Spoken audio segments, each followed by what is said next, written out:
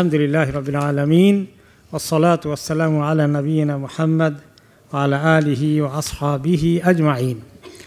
সম্মানিত হাজিরিন এবং যারা শুনতে পাচ্ছেন দূর দূরান্ত থেকে, আজকে আমাদের তাফসীর শুরু হচ্ছে সূরা আল কাসাসের ৭৬ নম্বর আয়াত থেকে 76।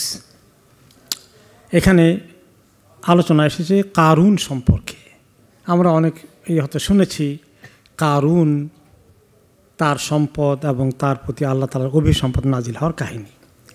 কোরআনে পাকে এই কাহিনীটি অত্যন্ত গুরুত্ব সহকারে আল্লাহ তাআলা তুলে ধরেছেন। এর আগে ফেরাউনের কাহিনী ছিল লম্বা সময় ধরে রাজনৈতিক ক্ষমতা, রাষ্ট্রীয় ক্ষমতা দখল করে মানুষের উপরে যে জুলুম নির্যাতন চালিয়েছে, মানুষকে, বনি ইসরাইলকে আল্লাহর দিনের পথে যারা চলেছিল তখনকার জমানায় নবী মুসা আলাইহিস সালামের উম্মত যারা ছিলেন, তাদের উপরে যে সে কঠিন নির্যাতন চালিয়ে এসেছিল, এটা ছিল তার রাজনৈতিক ক্ষমতা প্রয়োগ করে। তার এক্সাম্পল, তাকে আল্লাহ তাআলা কীভাবে দুনিয়া থেকে চিরতরে ধ্বংস করে দিয়েছেন সেটা এসেছে। এরপরেই একটি ধনাঢ্য ব্যক্তির, যার অর্থ কড়ির অনেক প্রতাপ ছিল এবং সে খুব গর্বিত ছিল, মুসা আলাইহিস সালামকে সে খুব কিছুই মনে করতো না, যে তাকে এত শান শওকত হওয়ার দরকার কি, সবাই তার কথা শুনবে, কোনো টাকা পয়সা তো সব আমারই হাতে। তাহলে দুটো জিনিস মানুষকে দুনিয়ার মধ্যে বিভ্রান্ত করে এবং তাদেরকে আল্লাহ তাআলার কাছে বিনয়ী হতে বাধা দেয়, আল্লাহর কাছে নিজের মাথা নত করতে চায় না। দুটো জিনিসের কারণে, এই দুটো জিনিসের দুটোই এসেছে। একটা হলো ক্ষমতা, আর একটা কি ধন সম্পদ, অর্থকড়ি। তাহলে ক্ষমতাটা শেষ, এবারে অর্থকড়ি যাদের আছে দুনিয়ায়, যারা আজকে বিত্তশালী, বিত্তবান, পৃথিবীর সবচেয়ে ধনী লোকগুলো, তারা মনে করে তারা সবচেয়ে বড় কামিয়াব। সমস্ত সম্পদকে তারা মিলিয়ন, শুধু নয় বিলিয়নকে তারা নিজের হাতে কুক্ষিগত করেছে এবং তারা এটাকে মনে করে অনেক বড় অর্জন তারা নিশ্চিত করেছে এবং এই জন্য তারা আল্লাহ তাআলার কাছে নতি স্বীকার করে না, আল্লাহ তাআলার কাছে আসে না। তো কারুনকে অনেক রেওয়ায়েত এসছে, অধিকাংশ রেওয়ায়েতে বলেছে যে কারুন ছিল মুসা আলাইহিস সালামের কওম থেকেই। কারণ পরের আয়াতে আল্লাহ তাআলা বলেছেন, ইন্না কারুনা কানা মিন কওমি মুসা। কারুন মুসা আলাইহিস সালামের কওমের লোক, তার বংশের লোক, এবং কোনো কোনো রেওয়ায়েতে সে তার চাচাতো ভাই, মুসা আলাইহিস সালামের চাচাতো ভাই, ইটস কাজিন। ফাবাগা আলাইহিম, কিন্তু সে অনেক সীমা লঙ্ঘন করেছিল, অনেক দম্ভ দেখিয়েছে। এত টাকা, তার টাকা রাখার জায়গা নেই, কী পরিমাণ টাকা আছে তার। তো আল্লাহ তাআলা সে পরে বলছেন, ও আতাইনাহু মিনাল কুনুজি মা ইন্না মাফাতিহাহু লাতানু বিল উসবা উলিল কুওয়াহ। তাকে আমি এত সম্পদ দিয়েছি, এত টাকা পয়সা, সোনা রূপার কয়েনগুলোই তো তখন ছিল পৃথিবীতে, তাই না? কাগজের নোট তো ছিল না। মুদ্রা বলতে কি ছিল? সোনা রূপা। সোনা দিয়ে বড় দামিটা, আর খুচরাটা হলো রূপা। এই কুনুজ, কানজুন, গচ্ছিত সম্পদ, নগদ সম্পদ যেগুলো, এগুলো এত পরিমাণ ছিল যে এগুলোর যেখানে যে সমস্ত জায়গায় সিন্ধুকে রক্ষিত জায়গায় এগুলোকে আপনার রক্ষণাবেক্ষণ করেছে, জমা করে রেখেছে, সেগুলোর চাবিগুলো বহন করতে একদল মানুষ, শক্তিশালী মানুষ টায়ার্ড হয়ে যেত চাবি বহন করতে, চাবি ক্যারি করতে। শক্তিশালী একটি সম্প্রদায়, শক্তিশালী একটি দল, একটি মানব গোষ্ঠী, বেশ কয়েকজন তার এই সম্পদের চাবি রক্ষা করার জন্য ক্যারি করা লাগত। তাহলে কি পরিমাণ তার সম্পদ ছিল। এগুলো ছিল শুধু ক্যাশ, সোনার রূপার, যেগুলোকে জমা করে রেখেছে। আর এছাড়া বাড়িঘর, জায়গা জমি যদি থাকে সেগুলো তো কোনো হিসাবই নেই।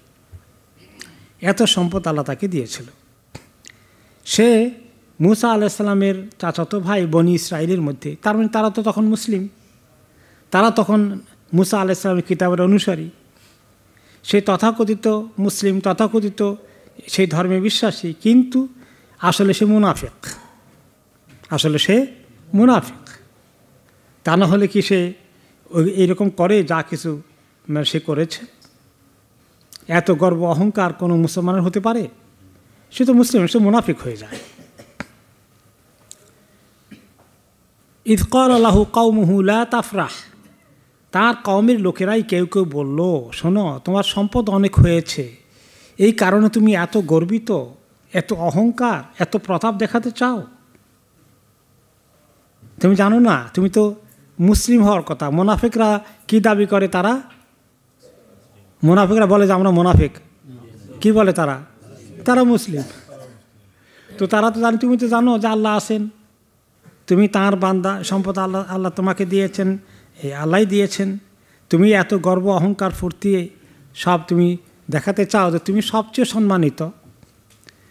টাকা পয়সা যাদের অনেক বেশি আছে তারা নিজেদেরকে অনেক গর্বিত মনে করে, অনেক সাকসেসফুল, তাদের এত বুদ্ধি আছে, তারা এত কিছু অর্জন করতে পারছে, সারা দুনিয়ার মানুষ এত কিছু পারল না।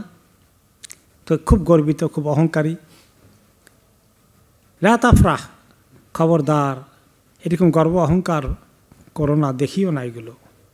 ইন্নাল্লাহ লা ইউহিব্বুল ফারিহিন, গর্ব অহংকার যারা করে, খুব কনফিডেন্স নিয়ে চলে, নিজের উপরে অনেক আত্মবিশ্বাস, নিজের ক্রেডিট অনেক জাহির করতে চায়, এদেরকে আল্লাহ পছন্দ করেন না। এরা আল্লাহ ঘৃণার বিষয়, ঘৃণার পাত্র। তো তুমি যদি মুসলিম হও, তুমি তো বোঝা উচিত যে তোমাকে এগুলো আল্লাহ তাআলা দিয়েছেন। কেন দিয়েছেন? ওয়াবতাগি ফীমা আতাকাল্লাহুদ দারাল আখিরাহ, যে আল্লাহ তাআলা তোমাকে যে সম্পদ দান করেছে, এগুলোর মাধ্যমে আখেরাতের যে ঘর বাড়ি আছে, আখেরাতের যে জগৎ আছে, জান্নাত, সেটা পাওয়ার জন্য চেষ্টা করো এগুলো দিয়ে। তাহলে এগুলোকে কী করতে হবে? শুধু জাকাত দিলে আদায় হয়ে যাবে? জাকাত দাও, দান খয়রাত করো বেশি করে। অনেকে টাকা নাই, মনে চাই দিতে পারে না। তোমার তো এত আছে, তুমি তো সব জায়গায় দিয়ে ভর্তি করে দিতে পারো। এগুলোর মাধ্যমে তোমার আখেরাত নিশ্চিত করো, জান্নাত নিশ্চিত করো। তোমাকে আল্লাহ সুযোগ দিয়েছেন। ওসমান রাদিয়াল্লাহু আনহুকে আল্লাহ সুযোগ দিয়েছেন, তিনি করেছেন না? সুবহানাল্লাহ। এরকম করো। সাহাবী আব্দুর রহমান আউফকে আল্লাহ তাআলা সুযোগ দিয়েছিলেন, ধনী করেছেন, তারা এইভাবে দান করেছেন। দান করো বেশি করে, ফি সাবিলিল্লাহ খরচ করো, গরিব মিসকিন আল্লাহর দ্বীনের কাজে খরচ করো। ওয়ালা তানসা নাসিবাকা মিনাদ দুনিয়া, আর তুমি তোমার দুনিয়ার যা খরচপত্র দরকার, তোমার নিজের লাইফকে জরুরি কাজে, নিজের সংসারের কাজে খরচ করবা। সেটা তো আল্লাহ বলেন নাই যে সব দিয়ে দাও, একদম খালি হয়ে বসে থাকো। তোমার নিজেরটা রাখো যতক্ষণ চলতে হয়। আর তুমি তোমার এত অঢেল সম্পদকে পুঞ্জীভূতি করে রাখছো, খালি গুদামজাত করে রাখছো, বস্তা ভর্তি করে রেখেছ, তার চাবি কত লোককে বহন করতে হয়, এগুলো তোমার হায়াত কত পাবা? তুমি তো মরে যাবা। এগুলো কি তুমি সব খেতে পারবা? এগুলো সব তুমি সারা লাইফে এনজয় করতে পারবা? তো তুমি যদি, যারা আজকে বিলিয়নিয়ার আছেন, মনে করেন বিলিয়ন তাদের ব্যাংকে আছে, জমা হচ্ছে, জমা হয়ে আছে, এর কতটুকু তারা রিয়েলি ডাইরেক্টলি এনজয় করে বলেন তো?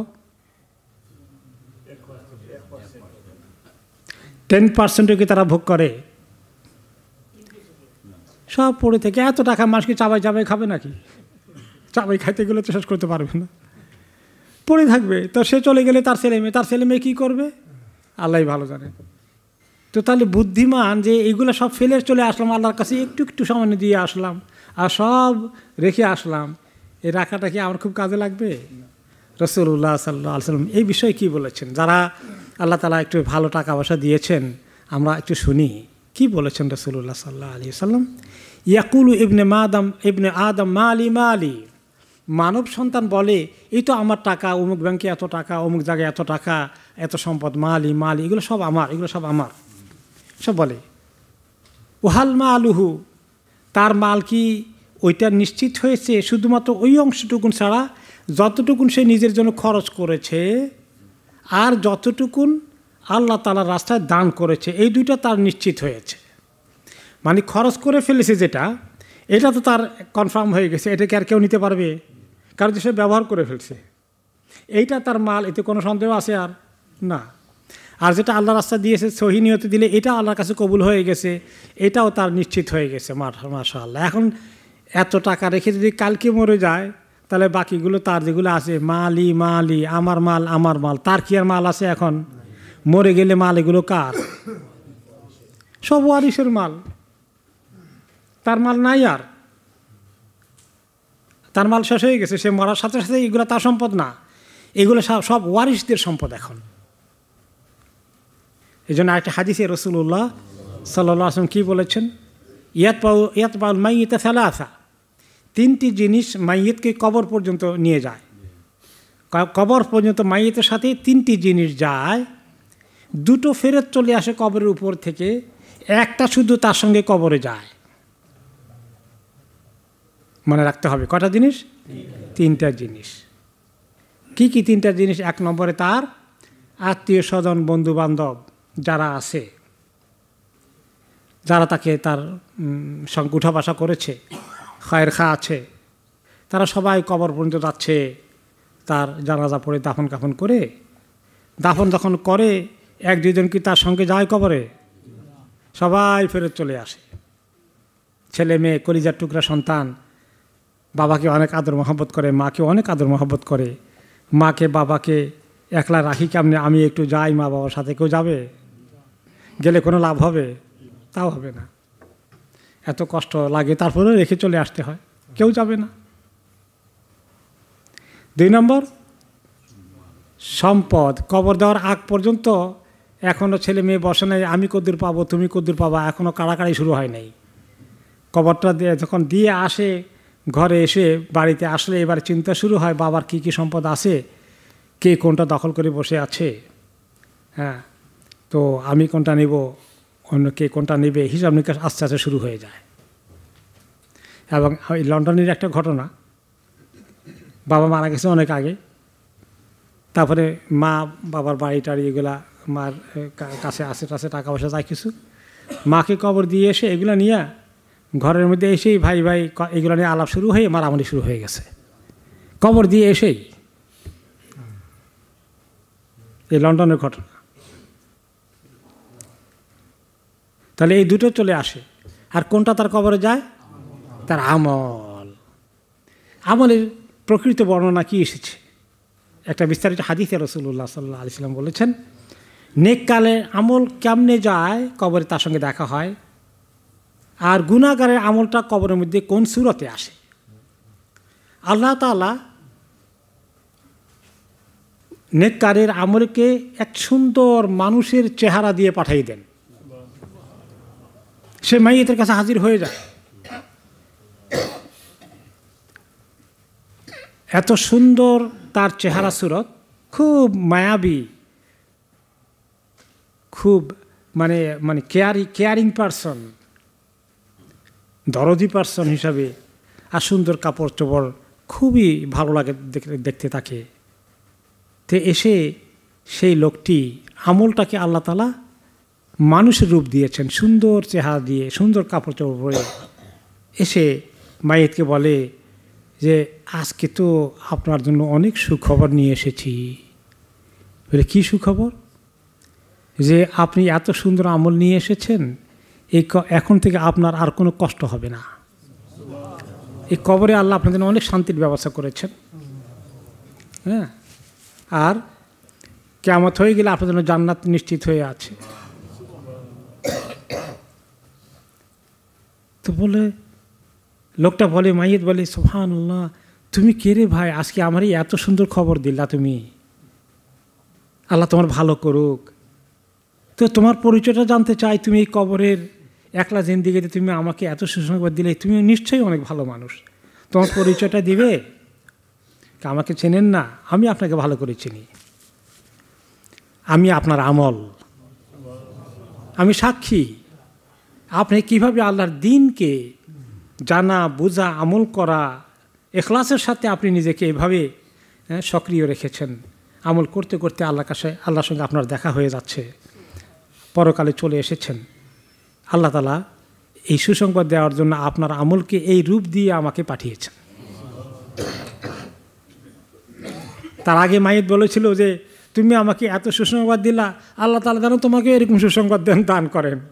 তখন আমল নিজের পরিচয় দিল যে আমি কে। এর মোকাবেলায় দুষ্কৃতিকারী, পাষণ্ড মার্কা মানুষগুলো, জালিমগুলো, যারা সমাজের মধ্যে অনাচার অবিচার করে করে দুনিয়াটাকে পাপে ভর্তি করে ফেলেছে, এই দুষ্কৃতিকারীগুলোর কবরে বাইরে উপরের থেকে ছেলে মেয়ে পরিবার পরিজন বিদায় নিবে, সম্পদও বিদায় নিবে। কারণ সম্পদ বাড়িতে যাওয়ার পরে ভাগ হওয়া শুরু হয়ে যাবে। তার সম্পদ নাই, এখন এটা কেউ মাইয়েতে সম্পদ বলবে না, এখন এই সম্পদের মালিক কারা? ওয়ারিসরা। তারপরে কবরের মধ্যে যে যাবে তার আমল কবর দেওয়ার পরে, সোয়াল জবাব হওয়ার পরে, তারপরে তার কাছে চলে আসবে অত্যন্ত কুশ্রী চেহারার একটি মানুষ, ভীতিকর চেহারা, ভয়ঙ্কর চেহারা, দেখলেই মন আঁতকে উঠে বিভৎস চেহারা নিয়ে আসবে। গায়ের কাপড় চোপড় দুর্গন্ধ, বিশ্রী। এসেই বলবে মাইয়িতকে লক্ষ্য করে, শুনেছ, আমি তোমার জন্য ভীষণ দুঃসংবাদ নিয়ে এসেছি আজকে। তোমার এই যে কবর, এখানে তোমার কোনো শান্তির ঠিকানা নয়। কবর আযাব তোমাকে একটা পর একটা অব্যাহত থাকবে। আর হাসরের ময়দানে জমায়েত হওয়ার পরে হিসাব নিকাশ শেষে তোমাকে জাহান্নামে নিক্ষেপ করা হবে। তোমার এই করুণ দিনগুলোর কোনো আর সহজে পার হওয়ার কোনো উপায় নেই। তুমি ধরা পড়ে গিয়েছ, তোমার শাস্তি এই এখন থেকে শুরু হলো, চলতে থাকবে। জাহান্নামে গিয়ে তোমার শাস্তি আরও বেড়ে যাবে কত গুণ। তোমাকে এই দুঃসংবাদ দিতে এসেছি। তুমি কে? আমি আজকে এমনিতে বিপদে আসি, হতভাগা। তুমি আরও বড় বিপদের খবর আমার কাছে নিয়ে এসেছ, দুর্ভাগা। তোমার প্রতি অভিসম্পাত। তুমি আমার আজকে বিপদের দিনে আরও বড় দুঃসংবাদ নিয়ে এসেছ। তুমি কে?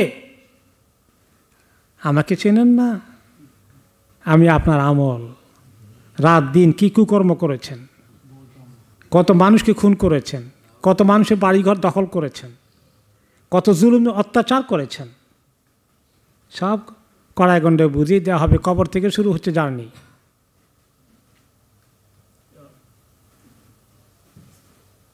তুমি কে? আমি আপনার আমল। তার আফসোসে কোনো শেষ থাকবে না। তো আল্লাহ তাআলা বলছেন কারুনকে যে আমি তাকে এই সম্পদ দিয়েছিলাম, শক্তি দিয়েছিলাম, এত কিছু দিয়েছিলাম, এবং চেয়েছিলাম যে সে যেন এগুলোকে গর্ব অহংকার হিসেবে ব্যবহার না করে, ওয়াবতাগি ফীমা আতাকা আল্লাহু দারাল আখিরা, এই সম্পদকে আখিরাতের দিনে নাজাতের কাজে ব্যবহার করবে বেশি বেশি করে, এইটা তাকে বলা হয়েছিল। সে জানতো এটা। সে তো তথাকথিত মুসলিম, যদিও মুনাফিক। একেবারেই নবীয়তের কোনো খবর পায়নি, ওয়াহির খবর পায়নি, কিছুই খবর পায়নি এমন না। সে জানতো। ওয়ালা তানসা নসিবাকা দুনিয়া নসিবাকা মিনাদ দুনিয়া, দুনিয়ার অংশ তো তোমার সব দিয়ে দিতে বলি নাই। তুমি তোমার খরচপত্রের জন্য রাখো, তোমার স্ট্যান্ডার্ড মেনটেন করে চলো, কিন্তু অঢেল সম্পদকে যত বেশি পাওয়া তত বেশি আল্লাহর রাস্তায় দান করা, এই কথা বলেছিলাম।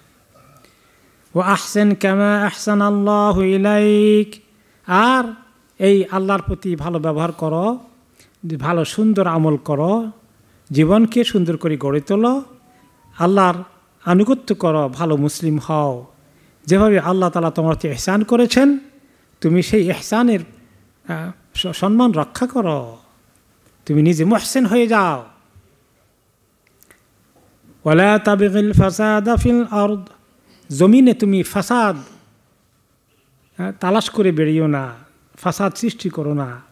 সে ফাসাদ করত, কারণ বনি ইসরাইল মুসা আলাইহিস সালামের পিছনে আছে, ওনার কথা শুনে মুসা এবং হারুনের নেতৃত্বে তারা চলছে।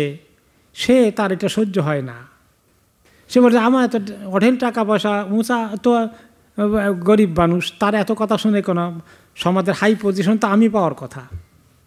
অনেক বড় লোকেরা তাই মনে করে না যে অমুক তার কোনো রুজি রোজগারের অবস্থা ভালো না, কাপড় চাপড় এত দামি না, বাড়ি ঘর একেবারে হাম্বল, সেই লোকটি কেন সমাজের মধ্যে একটা ভালো পজিশনে থাকবে? সম্মান পাওয়ার হকদার তো আমি, আমার এত টাকা পয়সা। ইন্নাল্লাহ লা ইউহিব্বুল মুফসিদিন, আল্লাহ তাআলা যারা ফাসাদ সৃষ্টি করে তাদেরকে মোটেই পছন্দ করে না। খবরদার, এগুলো বাদ দাও, হিংসা বিদ্বেষ করো না। মুসা আলাইহিস সালামের সঙ্গে তুমি প্রতিযোগিতায় যেও না, আল্লাহ নবীর সঙ্গে তুমি সম্মান নিয়ে টানাটানি করো, কাড়াকাড়ি করো। তার চেয়ে ভালো মুসলিম হয়ে যাও, সম্পদকে কাজে লাগাও। তো আল্লাহ তাআলা তাকে দিয়েছেন নাকি সে অর্জন করে ফেলেছে নিজে নিজেই? আল্লাহ তাআলা দেন। উসিলা মানুষের মানে নিজস্ব প্রচেষ্টা, এটা ঠিক, কিন্তু প্রচেষ্টা রাত দিন করলেই যতটুকু আল্লাহ তাআলা বরাদ্দ করেছেন তার চেয়ে বেশি কি কেউ অর্জন করতে পারবে? তাহলে যে যত বেশি পায় সেটা আল্লাহ তাআলা তার কাজের উসিলা আছে, কিন্তু ফাইনাল বরাদ্দ কার থেকে হয়েছে? আল্লাহ তাআলা থেকে হয়েছে। এগুলো তোমাকে আল্লাহ দিয়েছেন, এই কথা মনে রাখতে হবে। বিনয়ী হও। তুমি এত নিজের গর্ব অহংকার বড়াই তাকাব্বর দেখাও, মানুষ মনে করে যে এগুলা আল্লাহ তাআলা দিয়েছেন, এটা বিশ্বাস করতে চায় না। মুখে অবিশ্বাস না করলে অন্তরে কি, যে আমি অনেক চালাক, অনেক বুঝি, আমি পয়সা কোনখান দিয়ে আসবে, এই খবর আমার আছে। এত কনফিডেন্স এটা এখনকার মানুষেরও আছে। তো কারণ সে বলে কি, আল্লাহ কই দিল আমাকে, এগুলা সব তো আমি নিজেই করলাম। ক্বালা ইন্নামা উতীতুহু আলা ইলমিন ইনদি, আমার কাছে পয়সা কীভাবে মানে অর্জন করতে হয় এগুলো সব জ্ঞান আমি অর্জন করেছি। এগুলো আমার বুদ্ধি, আমার জ্ঞান, আমার দূরদর্শিতা, এইগুলোর কারণে আমার সঙ্গে কেউ টিকে না, কোনখান দিয়ে পয়সা বের করতে হবে সেই বুদ্ধি আমার আছে, বিদায় তো আমি অর্জন করেছি। তোমরা তো চাইলেও পারবা না, এগুলো তো আমার অর্জন, আমি অর্জন করেছি। এগুলো আল্লাহ তাআলা যে দিয়েছেন এই স্বীকৃতি নাই তার কাছে।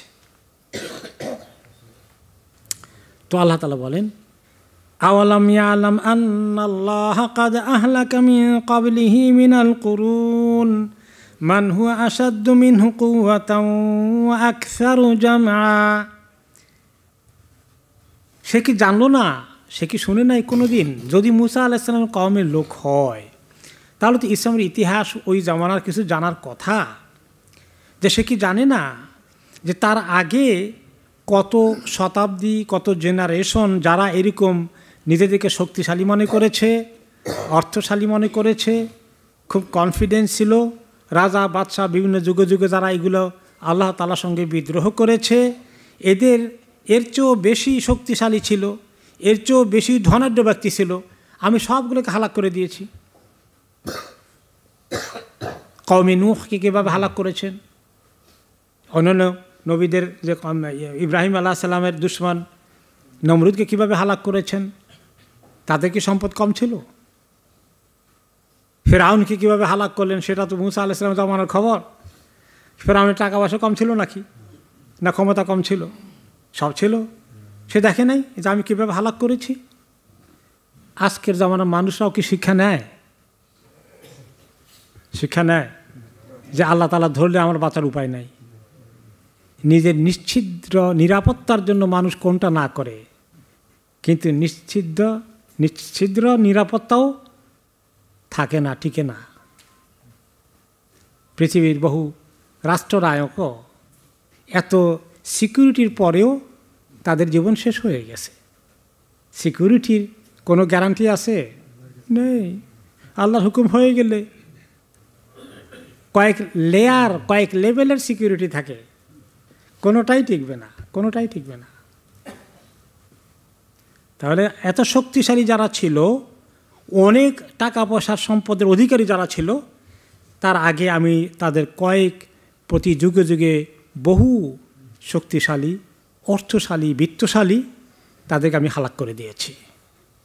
ওয়ালা ইসআলু আন যুনুবিহিমুল মুজরিমুন, আর যারা এই অপরাধ করেছে তাদেরকে তাদের গুনাহ সম্পর্কে জিজ্ঞাসা করতে হবে না। তার অর্থ কি? যে আল্লাহ তাআলা জিজ্ঞাসা করবেন থোড়াই যে তোমার এত অপরাধ করেছ, এখন আসি, তোমরা আমি শাস্তি দেই, ঠিক আছে কিনা? তার সঙ্গে কোনো পরামর্শ করবেন নাকি? তাকে সুযোগ দিবেন নাকি? ওয়ালা ইসআলু, জিজ্ঞাসাই করা হবে না, এবং আখেরাতেও জিজ্ঞাসা করা হবে না, উপর করে নিক্ষেপ করা হবে। তার হিসাব চাওয়ার দরকার কি আর? ক্রিমিনাল তো প্রমাণিত হয়ে গেছে। সে আরও কোনো তাফসিরে বলেছে যে সে মনে করতো যে লাউলা রিদাল্লাহি আন্নি ওয়া মারিফাতিহি বিফাদলি মা আতানি হাদাল মাল। ইবনে কাসির রাহমাতুল্লাহ আলাইহি কোট করেছেন যে যদি আল্লাহর কাছে আমি এই সম্পদ পাওয়ার উপযুক্ত না হতাম তাহলে কি আল্লাহ আমাকে দিতেন? তো আল্লাহ যখন আমাকে দিয়েছেন তিনি ঠিকই জানেন আমি এগুলো পাওয়ার উপযুক্ত। দেখছেন, এখন যারা পৃথিবীতে এই লেভেলে আসে আমাদের সমাজে, ওই লেভেলে না পৌঁছলেও অনেক ধনাঢ্য ব্যক্তিরা, কিছু ধনাঢ্য ব্যক্তি আছেন আল্লাহ ধন দিয়েছেন, তারা আল্লাহর কাছে খুবই কৃতজ্ঞ আছেন, এরকম কিছু আছে। তারা আল্লাহ সারাদিন শুকর আদায় করে, আলহামদুলিল্লাহ আমার আল্লাহ দিয়েছেন, আমার আল্লাহ দিয়েছেন, আমার আল্লাহ দিয়েছেন, সুবহানাল্লাহ। বাংলাদেশের একজন শিল্পপতি, তিনি এখন ইন্তেকাল করেছেন, অনেক বড় গ্রুপ অফ ইন্ডাস্ট্রিজের মালিক ছিলেন, বেশ কিছুদিন আগে ইন্তেকাল করেছেন। তার ছেলে, তিনি খুব দিনদার মানুষ ছিলেন, খুব ছোট অবস্থা থেকে তিনি একেবারে নিঃস্ব অবস্থা থেকে তার বাবা এই অবস্থায় ছিলেন। তার ওই বাবা নিজে অনেক বড় শিল্পপতি হয়েছেন, বাংলাদেশের নাম করা কয়েকটি কোম্পানির একটা। তা ওনার ছেলে একজন লন্ডনে এসেছিলেন। তা আমি ওনার বাবা সম্পর্কে আমার শ্বশুর সাহেব থেকে অনেক গল্প শুনেছি, ওনার পরিচিত ছিলেন, খুব সম্পর্ক ছিল। তো ছেলেকে বললাম আপনার বাবার কিছু গল্প বলেন।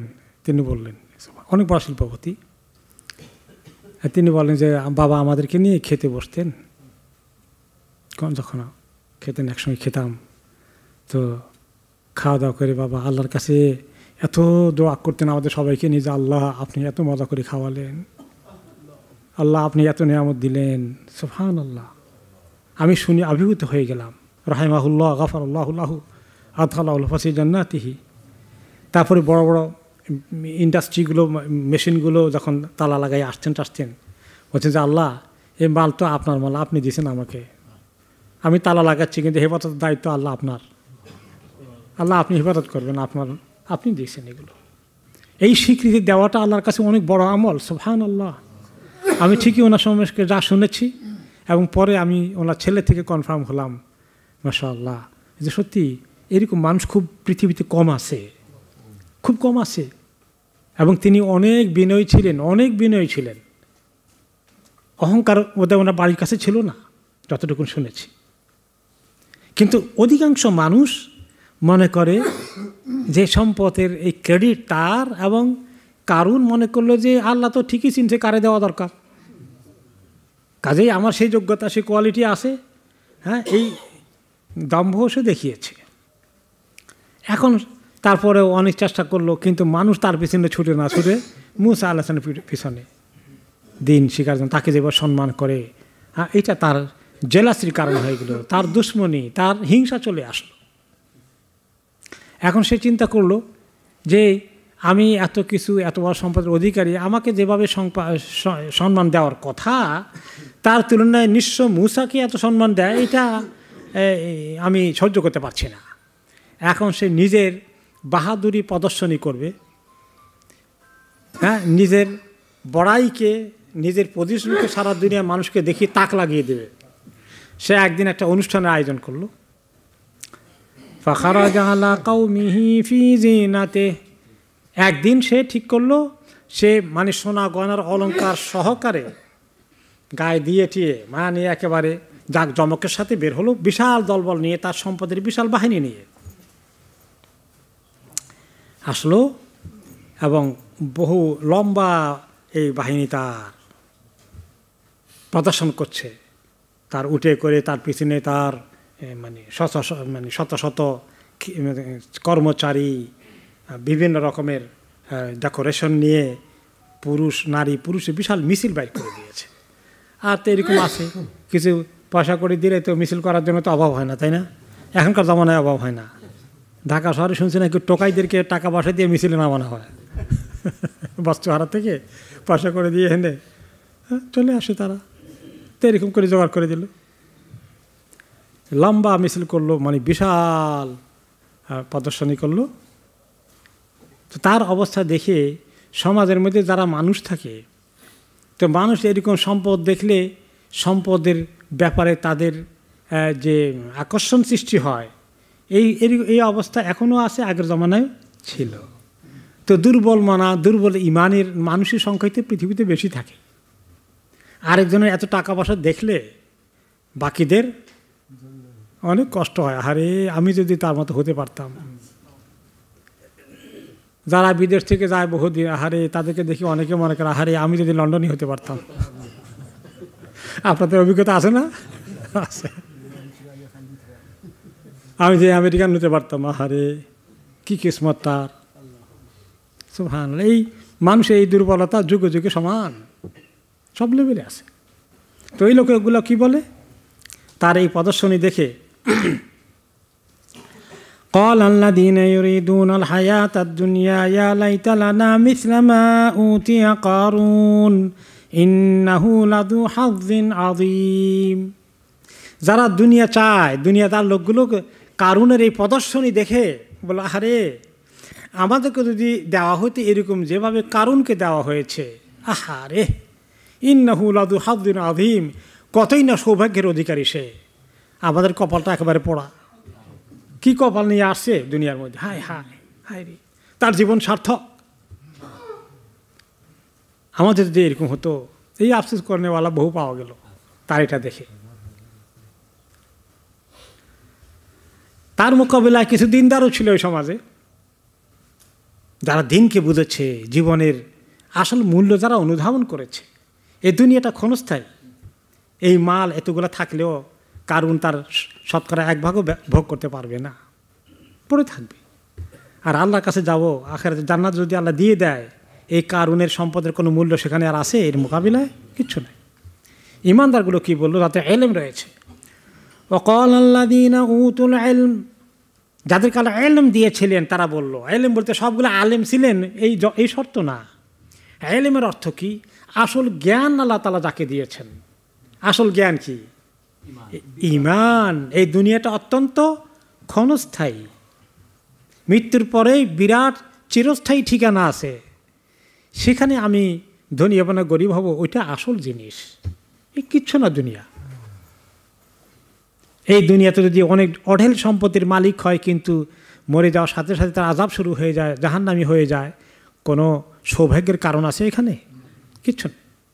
এইরকম যারা এলেম ইমানওয়ালা আমলওয়ালা সত্যিকার জ্ঞানী, যারা সত্যিকার জ্ঞানী দুনিয়াদার হতে পারে না। সত্যিকার জ্ঞানী কি হওয়া লাগবে? দিনদার হওয়া লাগবে। সত্যিকার বুদ্ধিমান যে ব্যক্তি আখিরাতে নিজের নিরাপত্তা নিশ্চিত করে। তারা বলল, ওই মূর্খ লোকদের কথা শুনে যারা আফসোস করে, হায় রে আমরা যদি কারণ হতে পারতাম, কত সৌভাগ্যের অধিকারী সে হয়ে গেল, তাদের কথাবার্তা শুনে মোমেনগণ কি বললেন? ওয়াকাল আল্লাযীনা উতুল ইলমা ওয়াইলাকুম,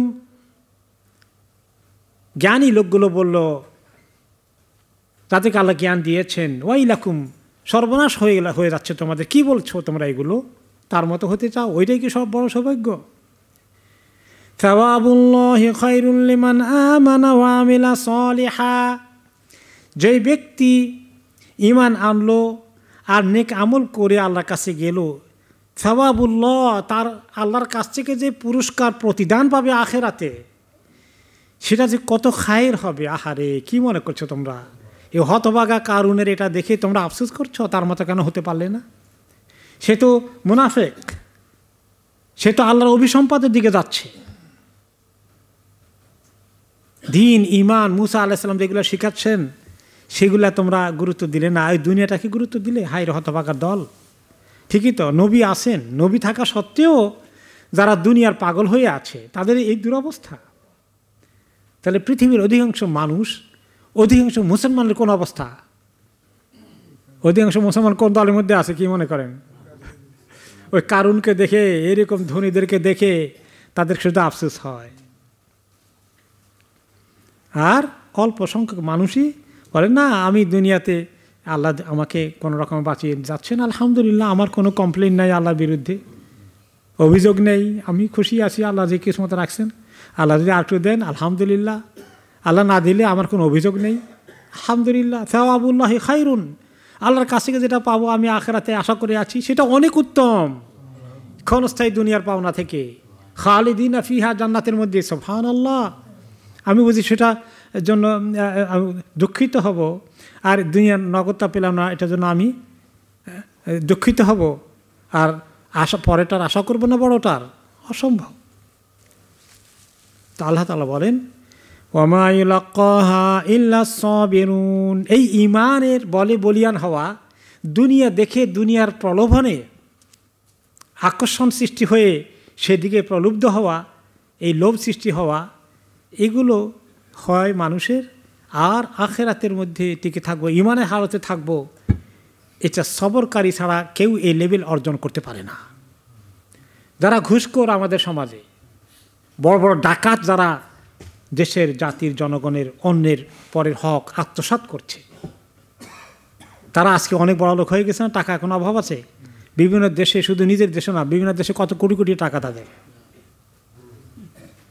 কত টাকা কত টাকা। বড় অফিসার, তার কত টাকা বেতন, আর ঘুষ কত টাকা, কয় গুণ। সুবহানাল্লাহ, কয় গুণ, ইয়া আল্লাহ। আর সেখানে যদি একজন অফিসার থাকেন, দুইজন অফিসার থাকেন, শত শত ডজন ডজন অফিসারের মধ্যে এক দুইজন আছেন ঘুষ খান না। এই ঘুষ না খেয়ে টিকে থাকার কাজটা কি কঠিন না সহজ? কত কঠিন। তাদের এরকম কচকচা পয়সা পকেটের মধ্যে আছে, বাড়ি হয়ে গেছে, অ্যাপার্টমেন্ট হয়ে গেছে, ফ্ল্যাট হয়ে গেছে, প্লট হয়ে গেছে, আর এই বেচারা নুন আনতে পান্তা ফুরায় হালালের উপরে আসেন এই এক দুইজন। তাদের কত কষ্ট হচ্ছে, কিন্তু তারা আফসোস করেন না। তাদের ভিতরে আল্লাহ তাআলা ঈমানের তৃপ্তি দান করেছেন। এই টিকে থাকা সমাজের গড্ডালিকা প্রবাহে সব একদিকে জাহান্নামের দিকে ধাওয়া করছে, সেখানে সে উল্টা পথে জান্নাতের দিকে যাওয়ার কসরতে আছে। এটার জন্য অনেক সবর লাগে। ওমা ইউলাক্কাহা ওয়ালা ইউলাক্কাহা ইল্লা সাবিরুন, অত্যন্ত ভালো মানের সবর না থাকলে এটা কেউ পারে না। সবাই ওই তালে পড়ে যায়, ওই সে তো এত নিচ্ছে, আমি তো আর চাওয়া লাগে না, এমনিতে ভাগের মধ্যে পড়ে যাচ্ছে, সিস্টেমে ঢুকে যাই। সিস্টেমের বাইরে থাকবে, তাকে হয়তো শেষ পর্যন্ত তারা দেখে বাঁকা চোখে দেখে, পরে তাকে হয়তো এখান থেকে ট্রান্সফার করে অন্য জায়গায় দিবে, ডিস্টার্ব লাগে তার কাছে। আমরা সবাই এক তালে আছি, সে আরেক তালে কেন?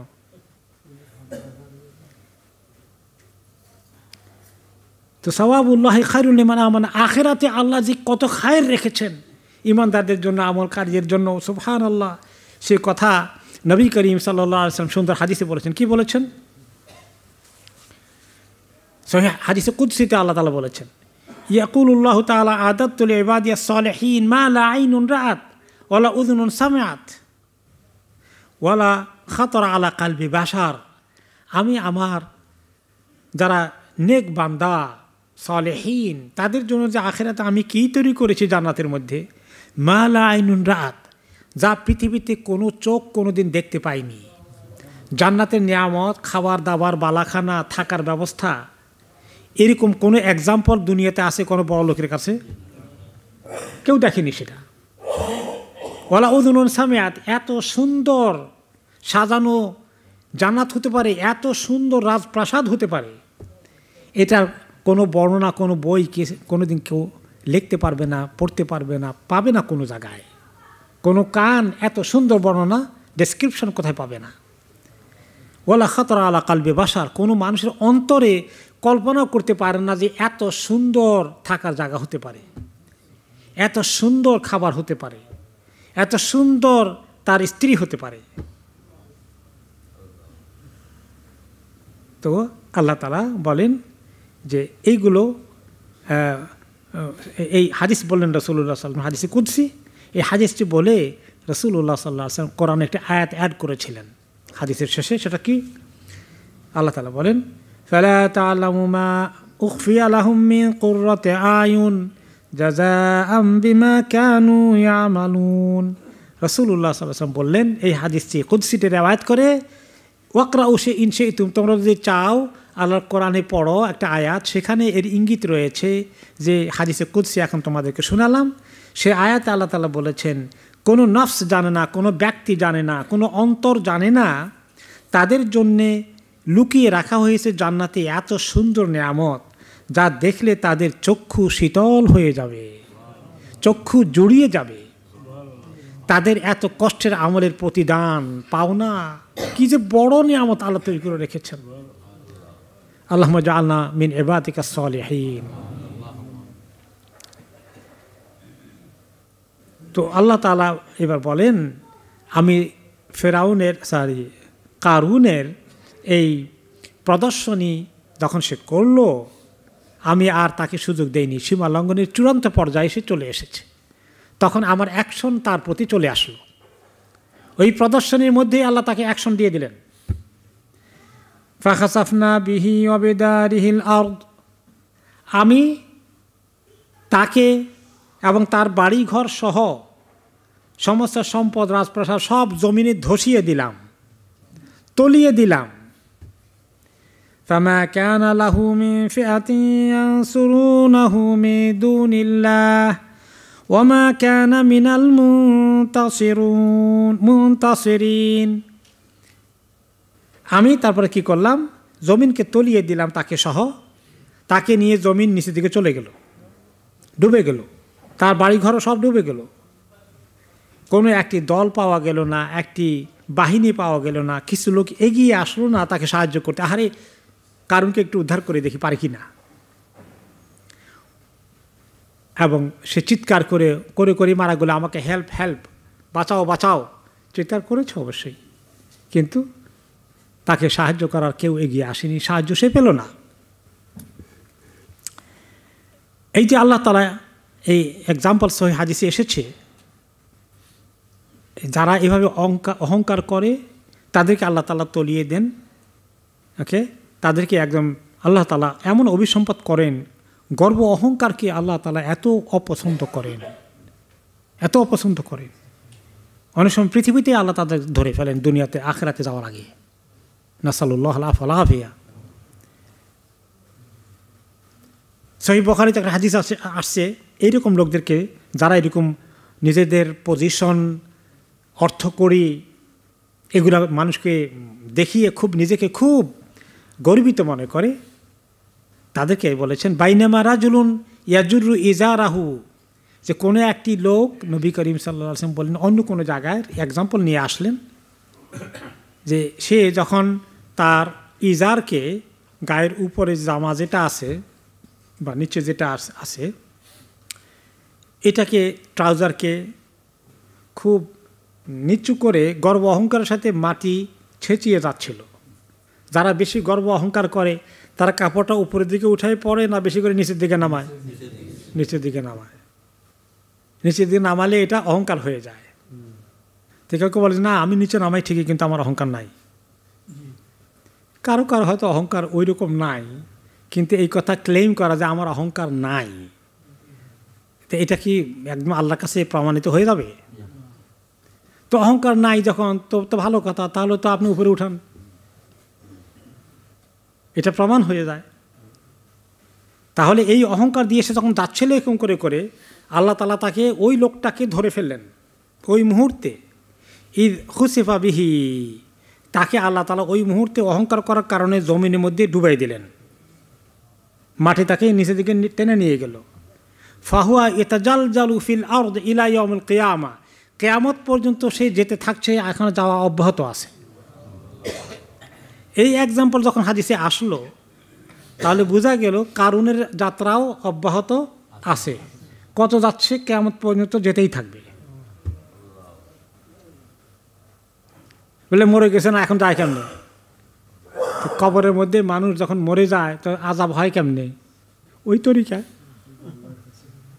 তরিকায় যাচ্ছে সে।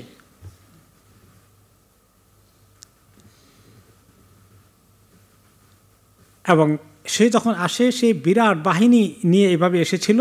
আল্লাহ তাআলা সবাইকেই ধরলেন ভালো করে, কিন্তু আল্লাহ তাআলা যখন তাকে ধরলেন, এখন যারা আফসোস করেছিল একটু আগে, আহারে আমরা যদি কারুনের মতো হতে পারতাম, তাদের চোখের সামনে কারুনের করুণ পরিণতি দেখে এখন তারা কি বলে, وأصبح الذين تمنوا مكانه بالأمس يقولون, যারা এই তার অবস্থা গতকালকে দেখেছিল যে তার এত শান শওকত, এত টাকা পয়সার অঢেল প্রদর্শনী, يقولون ويكأن الله يبسط الرزق لمن يشاء من عباده ويقدر, যে আসলে তো আমরা ভুল করেছি এই কথা বলে, আসলে তো আল্লাহ তাআলা যাকে চান তিনি রিজিক প্রসারিত করে দিয়ে দেন, অঢেল দিয়ে দেন, আর যাকে আল্লাহ চান একটু কমিয়ে দেন, সীমিত করে দেন। লাউলা আম্মান্নাল্লাহু আলাইনা লাখাসাফা বিনা, এখন তারা রিয়েলাইজ করে, হায় রে কালকে কেন আমরা এই অন্যায় তামান্না করেছিলাম, কেন অন্যায় তামান্না করেছিলাম, আল্লাহ তো বাঁচিয়েছেন, সর্বনাশ। এমনও তো হতে পারতো যে আল্লাহ তাআলা মেহেরবানি না করলে আমাদেরকে এই আফসোস করার কারণে হয়তো কালকে তার সঙ্গে আমাদেরকে ডুবাই দিতেন। এখন ভয় সৃষ্টি হয়েছে। এখন মনে করেন একটা এক্সাম্পল দেই, যে আমাদের সমাজে কিছু লোক আছে, তারা যখন টাকা পয়সা হয়ে যায় কিছু গাড়ি টাড়ি কিনে, কি বলে ফেরারি মেরারি কি বলে এগুলাকে, এই মার্কা কিনে খুব জোরে সোরে যায়, ইয়াং মানুষ, অনেক টাকা হয়ে গেছে। কিছু কিছু ইয়াং দেখি বলে, ও ওয়াও, আবার যদি এরকম হয়তো কি এনজয় জানি করতেছে সে। যখন 5-10 মিনিট পরে খবর আসে যে সে অ্যাক্সিডেন্ট করে গেছে মারা, তো করে আল্লাহ আল্লাহ বাঁচাইছে, যেরকম হয় না, তাই না? সুবহানাল্লাহ। মানুষের এই দুরবস্থা, অখুলিকাল ইনসানু দাঈফা, মানুষকে আল্লাহ এত দুর্বল করে ফেলেছেন। তো একজনের সম্পত্তি, একজনের এরকম ঊর্ধ্বগতি, একজনের এরকম দেখে এত মনের ভিতরে আকুতি কেন সৃষ্টি হয়ে যায়, তাই না? যে আল্লাহ তাআলা যে হালতে রাখছে, তাহলে আরেকজনটা দেখে আপনার ভিতরে এত আফসোস, তার মানে আপনি আল্লাহর প্রতি সন্তুষ্ট আছেন, বোঝা গেল? তাহলে আল্লাহ আপনি আমার কি করলেন, আপনি আমারে তো কিছু দিলেন না, আপনি আল্লাহর প্রতি নাশকর হয়ে গেলেন। এই নাশকর হওয়াটা এমনি তো পাইলেন না, আরও নাশকরও হয়ে গেলাম, তা আরও ঠকলাম। এই নাশকরের বিনিময়ে আল্লাহ তাআলা আমার অসন্তুষ্ট হয়ে গেলেন আমার প্রতি। তাহলে এগুলো আমাদের জন্য কত শিক্ষণীয় বিষয়, তাই না? খবরদার কারো চাকচিক্য দেখে, কারো ওই রকম উঁচু শান দেখে আল্লাহ তাআলা মাফ করুন, দুনিয়ার দৃষ্টিতে উঁচু শান, কিন্তু আল্লাহর দৃষ্টিতে হয়তো এটা লানতের জায়গা। আল্লাহর কাছে আমাদের কত শুকর আদায় করা দরকার যে আল্লাহ তাআলা তার মতন যদি আমাকে অহংকারী বানাতেন, তার মতো যদি প্রতাপশালী বানাতেন, তার মতো অত্যাচারী বানাতেন, তার মতো জালিম বানাতেন, তার মতো দুষ্কৃতিকারী ঘুষখোর বানাতেন, তাহলে আমার করুণ পরিণতি অপেক্ষা করত। আমার 10টা 3টা 5টা বাড়ি থাকলে আমার কোনো কাজে আসবে এগুলো? কাজেই ওই যে তারা আফসোস করেছেন যে আল্লাহ বাঁচিয়েছে আমাদেরকে, আল্লাহ আমরা কেন অন্যায় তামান্না করেছিলাম, কাজে এগুলো করা যাবে না, এগুলো ভালো জিনিস না, তারা বুঝতে পেরেছেন। মুসলিম বলো ওয়াইকান্নাহু লা ইউফলিহুল কাফিরুন,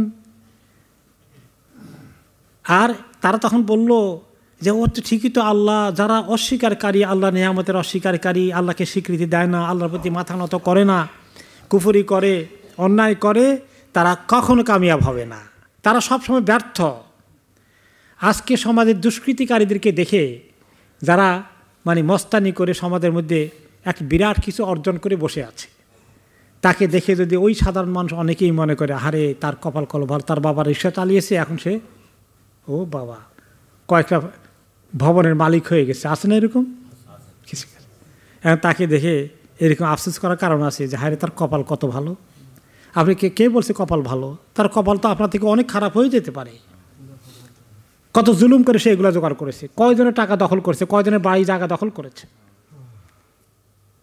তা কাজেই কখনই যারা আল্লাহর প্রতি অকৃতজ্ঞ তারা কখনই কামিয়াব হতে পারে না, এরা ব্যর্থ হবে, এরা ব্যর্থ, এরা কামিয়াব নয়।